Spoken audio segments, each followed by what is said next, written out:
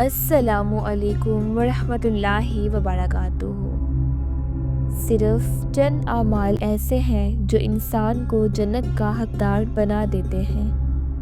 آئیے سنتے ہیں رسول اکرم صلی اللہ علیہ وآلہ وسلم کا وہ واقعہ جو دل کو سکون بخشتا ہے۔ روایت ہے حضرت ابو ہریرہ رضی اللہ عنہ سے، فرماتے ہیں کہ ایک دیہاتی حضور صلی اللہ علیہ وآلہ وسلم کی خدمت میں حاضر ہوئے، عرض کرنے لگے کہ مجھے ایسے کام کی ہدایت فرمائیے کہ میں وہ کروں تو جنتی ہو جاؤں۔ فرمایا، اللہ کو پوجو، اس کا کسی کو شریک نہ ٹھہراؤ، نماز قائم کرو، زکوٰۃ فرض دو، رمضان کے روزے رکھو۔ وہ بولے، قسم اس کی جس کے قبضے میں میری جان ہے، کبھی اس سے کچھ گھٹاؤں بڑھاؤں گا نہیں۔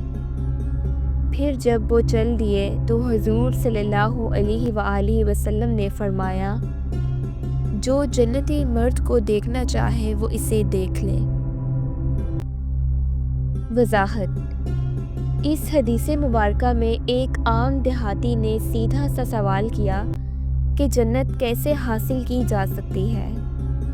جواب میں حضور صلی اللہ علیہ وآلہ وسلم نے دین کے بنیادی فرائض بتائے: اللہ کی عبادت، توحید پر قائم رہنا، نماز قائم کرنا، زکوٰۃ دینا اور رمضان کے روزے رکھنا۔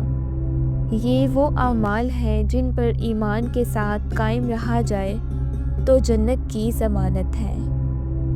دیہاتی کا جواب بھی کمال کا تھا کہ نہ ان میں کمی کرے گا، نہ اپنی طرف سے زیادتی، یعنی وہ سیدھے سیدھے اللہ اور رسول صلی اللہ علیہ وآلہ وسلم کی اطاعت پر قائم رہے گا۔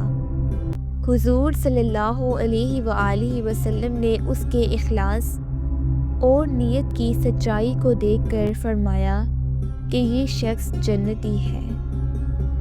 یہ حدیث ہمیں یہ پیغام دیتی ہے کہ دین مشکل نہیں بلکہ سادہ اور سیدھا ہے۔